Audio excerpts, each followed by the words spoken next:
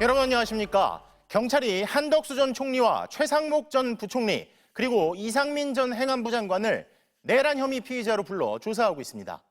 12.3 비상계엄 선포 당시의 대통령실 CCTV를 확인한 결과 계엄 선포 전 회의와 관련해 그동안 이들이 했던 진술과 어긋나는 점이 드러난 건데요. 경찰청 국가수사본부로 가보겠습니다. 자, 고병찬 기자. 이제 12.3 6개월이 다 돼가는데 경찰이 대통령실 CCTV를 확보하자마자 관련 수사에 속도가 붙고 있네요. 네, 경찰은 한덕수 전 총리와 이상민 전 행정안전부 장관을 오전 10시부터 불러 조사하고 있습니다. 낮 12시부터는 최상목 전 경제부총리 조사에도 들어갔습니다.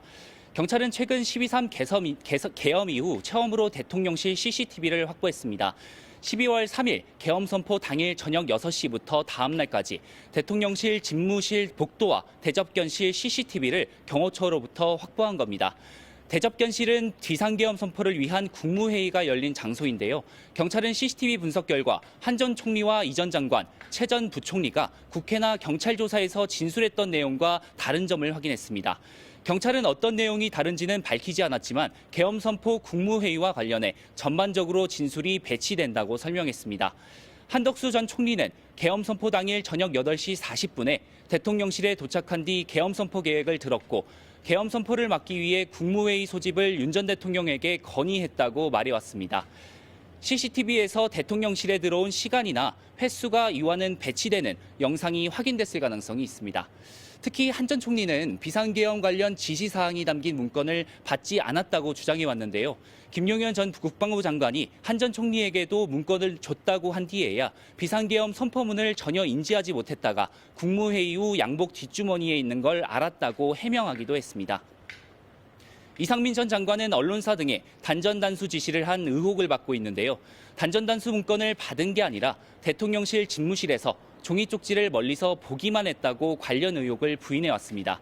하지만 이 전 장관 역시 CCTV에서 단순히 본 정도가 아니라 더 적극적인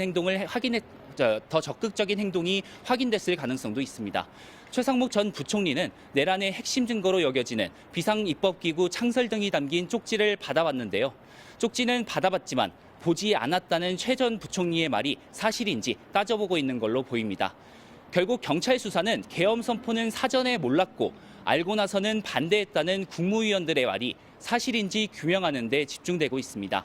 특히 한 전 총리에 대한 조사는 지난 2월 이후 석 달 만인데요. 국민의힘 대선 후보로 나서려고 했던 한 전 총리가 논란의 단일화 과정을 거쳐 물러나면서 경찰이 내란 수사에 본격 착수한 걸로 보입니다.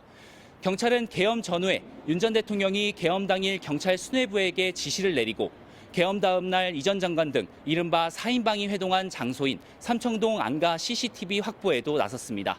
지금까지 경찰청 국가수사본부에서 MBC 뉴스 고병찬입니다.